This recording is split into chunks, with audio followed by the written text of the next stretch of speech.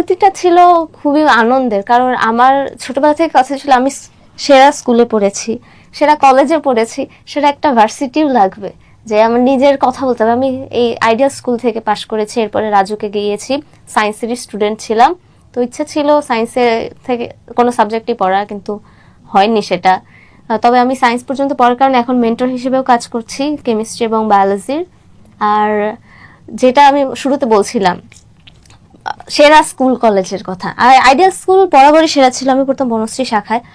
Result অন্যান্য তিন ব্রাঞ্চের মধ্যে সবচেয়ে ভালো রেজাল্ট আমার স্কুলেরই ছিল। আমার স্কুলের ছেলে মেয়েরা সবচেয়ে ভালো রেজাল্ট করতো। তো একটা কম্পিটিশনের মধ্যে আর কি বড় হয়। এরপর চলে আসা রাজুকে, এখানে তো আরো কম্পিটিশন, পুরা বাংলাদেশের আনাচে কানাচে যারা অনেক অনেক ব্রিলিয়ান্ট তারাও আমাদের সাথে ছিল। তো একটা কম্পিটিশনের মধ্যে থেকে আর কি থেকে আমার ঢাবিতে ভর্তি হওয়া।